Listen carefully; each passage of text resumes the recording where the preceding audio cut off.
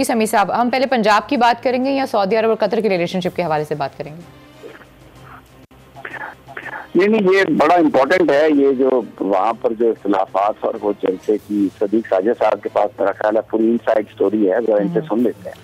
1 minute की सिर्फ मैं सर बात करूंगा और आपको भी इसके ऊपर जो है वो खराज तहसीन भी पेश करूंगा, क्योंकि जब ये जलसा हो रहा था तो आप वहाँ पे मौजूद थे और आप मुतअद्दिद प्रोग्रामों में ये बात कह चुके थे कि ये सारी की सारी जो गेम है वो शहबाज शरीफ और हमज़ा शहबाज की है। जो आज रिपोर्ट पेश की गई है मरियम नवाज़ को, उसमें ये बात साबित हो गई है कि हमज़ा शहबाज का जो ग्रुप था उसकी वजह से ये सारी की सारी जो है वो जलसे की नाकामी जो है वो हुई है। बेसिकली जो रिपोर्ट दी गई है उसमें हमारे ज़राए के मुताबिक 3 ग्रुप थे। खोखर ग्रुप था, ख्वाजा इमरान नज़ीर ग्रुप था जिसमें ख्वाजा हसान भी शामिल थे, ख्वाजा साद रफ़ीक जो थे, ये तीसरा ग्रुप था। जो लीडर बनाया गया था जलसे का मेन मुंतज़म थे वो थे ख्वाजा साद रफ़ीक और नीचे इनके कोऑर्डिनेशन कमेटी बनाई गई जिसमें खोखर ग्रुप था और ख्वाजा इमरान नज़ीर और ये हसान ग्रुप थे। कहा यह गया जो रिपोर्ट जो राना सनाउल्लाह ने इसकी तहकीकात की, उन्होंने कहा जी जो ख्वाजा साद रफ़ीक थे जो कि वो मेन थे, सारे मुंतज़म थे, नीचे वाले जो लोग थे कोऑर्डिनेशन कमेटी के उन्होंने इसके साथ ताउन नहीं किया। अब उन जो कोऑर्डिनेशन कमेटी के नीचे जो लोग थे उनका बराह रास्त जो राब्ता शाब्ता था वो हमज़ा शहबाज के साथ था, तो इस वजह से लोग वहाँ से मोबिलाइज नहीं हो सके। अब मैं आपको बता दूँ जो फिगर्स इसमें बताया गया है वो भी सुन लीजिए। 11,000 फिगर बताया गया है कि उस दिन ये जलसे में जो लोग थे नून लीग के 11 से 12,000 के करीब जो है वो लोग आए हैं। परवेज़ मुल्क को कुर्बानी का बकरा बनाने की कोशिश की गई। फिर वहाँ पे एक मीटिंग हुई, उसका भी इसमें जिक्र किया जिसमें शेख रोहेल असगर की जो है और अच्छी खासी मुँह मारी हुई जवेद लतीफ़ से और जवेद लतीफ़ की राना सनाउल्लाह से भी हुई। और इसी तरह फिर रोहेल असगर को लाहौर की सदारत देने की पेशकश हुई, उन्होंने वो ठुकरा दी। अयाज सादक को कोशिश की, वो ठुकरा दी। कागज़ों में इस वक्त परवेज़ मुल्क सदर हैं लेकिन अमली तौर पर जो है वो कोई काम वहाँ पे मुस्लिम लीग नून का जो लाहौर है उसमें नहीं हो रहा। तकसीम और तफरीक जो है वो 3 ग्रुप मैंने आपको बता दिए हैं। और इसी वजह से जो कल एक वाक़या हुआ था ख्वाजा हसान का और ख्वाजा साद रफ़ीक का, उसकी बड़ी वजह भी यही थी कि उसमें सारी की सारी ज़िम्मेदारी जो है वो ये डाली गई थी कि ख्वाजा साद रफ़ीक ने कहा था कि इनका जो ग्रुप है वो उन्होंने मेरे साथ जो है वो तावन जो है वो नहीं किया था।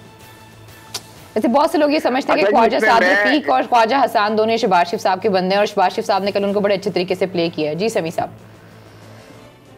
असल बात ये है कि जब जलसा ये जो खराब हुआ है या जिसमें अब लोग नहीं आ रहे हैं, अब बावलपुर में भी कोई वहाँ पर भी कोई शहबाज शरीफ ने तो लोग नहीं ना रोके जाने से। ये जलसियां जो हो गई हैं, ये जो बयानिया है इनका पाकिस्तान की फौज के खिलाफ, लोग उसको रिजेक्ट करते हैं।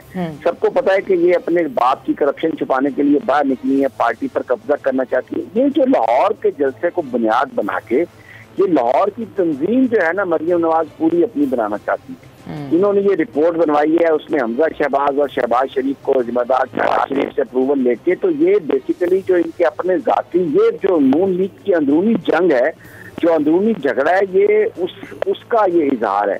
और ये सारी जो बात भी मरियम नवाज ने खुद ही करवाई कि आप ये कहें कि जलसे में ये लोग इस तरह से नहीं आए और इतने लोग आए, और फिर आपको याद है कि बाहर आकर, क्योंकि झूठ बोलने में तो PhD है वो मरियम नवाज साहब, इतने पक्के मुंह से झूठ बोलती हैं कि आप यकीन करें बंदे को हैरत होती है कि ये किस तरह ये ऐसा सब कुछ मैनेज करती हैं और इनके चेहरे पर ये कोई एहसास भी नहीं आता कोई तरह का कि ये झूठ बोल रही है। ये सारी एक गेम प्लान है जिसमें और हमजा शहबाज के जो लोग तंजीम में हैं उनको हटा के मरियम अपनी लॉयल तंजीम बनाना चाहती है, पार्टी पर कब्जा करने की कोशिश है। और अब देखना ये है कि आगे होता क्या है। अब तो ख्वाजा आसिफ साहब भी वहीं पर ही है ना जहाँ पर शहबाज शरीफ साहब ये मतलब हुकूमत की कस्टडी में है। अब देखें कोई उनका आपस में कोई राब्ता होता है या नहीं होता है, या मिलके वो प्लान बनाते हैं या नहीं बनाते।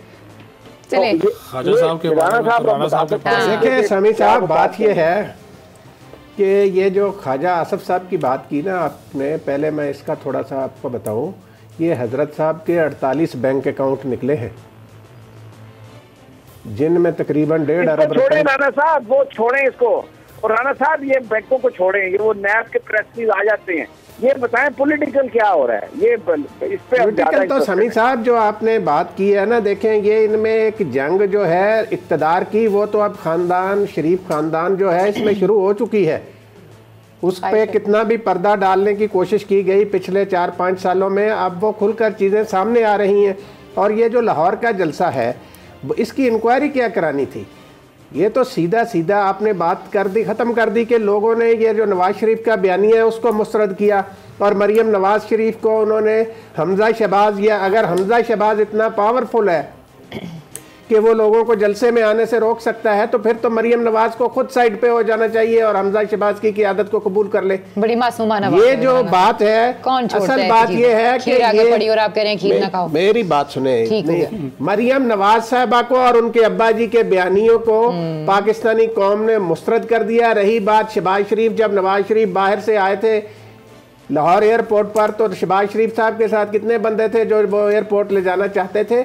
लोग इनकी इस जो ये अदलिया के खिलाफ जहर उगलते हैं, पाक फौज के खिलाफ जहर उगलते हैं समी साहब, लोगों ने इस बयानिए को उठाकर फेंक दिया है। और अब आप देखें किस किस्म की फजूल गुफ्तगू करते हैं ये लोग, इनको शर्म नहीं आती। अरबों खरबों डकार गए हैं। वो बाहर कहता है बजाय इसके कि शर्म आए उसको, उससे पूछा गया कि ये आपका पासपोर्ट 16 फरवरी को मनसूख हो रहा है, तो वो कहता है जी ये तो छोटी बातें हैं, बात आगे भी तू इंडिया जाना है। मसला ये है कि ये जो लोग हैं सऊदी अरब जा रहे हैं, कतर ने पेशकश की है, ताल्लुकात भी बेहतर हो गए सऊदी अरब और कतर के, वो ताल्लुकात बेहतर होते रहे। लेकिन सदीक साजिद साहब, बात ये है कि ये सारे का सारा पीडीएम का डंडोरा बन्नू में कल जा रहे हैं। अब ये इधर इस्लामाबाद और लाहौर की बजाय अब इन्होंने कहा कि इधर तो लोग आते नहीं हैं, चलो हम उधर जाके अपना ढंढोरा पीटे। और बिलावल भुट्टो अब इनके जलसों में जाते नहीं है। तो मैसेज तो बड़ा क्लियर है ना, पीडीएम का करिया गर्म हो गया, कल भी नहीं जा रहे। वही मैं कह रहा हूँ ना, वो जाता ही नहीं है। तो इससे क्या जाहिर हो रहा है, सेनेट के इलेक्शन अगले महीने हो जाने हैं। लेकिन जो असल बात शुरू में मैंने की थी समी साहब, ये नून लीग जो है इसका तो तिया पांचा होने वाला है। ये परवेज मलिक साहब को जिस तरीके से इन्होंने गैर फाल किया है, ये बात यहाँ पर नहीं रुकेगी, ये आगे बढ़ेगी। लेकिन मसला ये है समी साहब, कौम जो है आज भी अगर इमरान खान के साथ है तो उसकी एक वजह है कि वो उनको एक दयानतदार आदमी समझते हैं। लेकिन अब ये एहतसाब का जो वादा कौम से इमरान खान ने किया वो उसको पूरा करे। ठीक हो गया जी। समी साहब जरा अब सऊदी अरब और कतर के ताल्लुकात पे अगर आप रोशनी डालना चाहें तो। जी, ये बड़ी एक जबरदस्त डेवलपमेंट है इसमें, क्योंकि वक्त हमारे पास कम है कि ये पिछले 3 साल से कतर के साथ ताल्लुकात सऊदी अरब के भी बड़े कशीदा थे, और वो सारा जो यमन में जंग थी उसकी वजह से पाकिस्तान के साथ भी सऊदी अरब की नाराजगी हुई फौज के इशू पर। तो अब वो अगर मसला हल हो रहा है, और इसमें ईरान का भी एक रोल है जो एक बड़ा पॉजिटिव रोल है इसमें, तो ये मुझे लगता है कि इससे अभी फौरी तौर पर तो सऊदी अरब ने अपनी सारे बॉर्डर और फजाई हदूद खोली है कतर के लिए, यूएई, बहरीन और दूसरे ममालिक ने अभी नहीं खोली, लेकिन वो भी बड़ी जल्दी। कुवैत के जो हुक्मरान है उनका इसमें बड़ा रोल है, तो ये एक अच्छी बात है। लेकिन इसका जो अहम मसला ये है राना साहब और अलीना साहबा कि ये बेसिकली अब जो बाइडन अगर 20 जनवरी को अलग उठा लेता है तो सऊदी अरब अपने आप को उसके लिए तैयार कर रहा है, क्योंकि वो पहले कह चुके हैं कि यमन की जंग और ये इंसानी हकूक और वो जो ट्रंप की जो पॉलिसी थी बाइडन उससे थोड़ा मुख्तलिफ है। जाहिर है वो करेगा तो अमरीकी मफादात की बात ही, लेकिन ये जो इशू है थॉर्नी इशूज जिसे हैं, ये इन इशू से अब सऊदी अरब निकलना चाह रहा है। तो इसलिए बड़ी जल्दी उन्होंने सारा ये मोहम्मद बिन सलमान अंडरस्टैंड के मैकेनिक्स ऑफ वेस्ट, तो उन्होंने ये एक अच्छा फैसला किया है जिससे वो अपने लिए मसाइल जो है उन्होंने जो भी उनके लिए मसाइल हो सकते हैं उनमें कमी की है। तो इसका खित्ते पे एक बड़ा जबरदस्त असर पड़ेगा, और पाकिस्तान के तो कतर के साथ बड़े अच्छे ताल्लुकात हैं, और ये है कि हम इस चीज को कैसे आगे लेके जाते हैं, मेंटेन कैसे करते हैं। लेकिन ये एक बड़ी अच्छी ठीक हो गया। सब्सक्राइब करें और बेल दबाएं ताकि कोई खबर रह न जाए।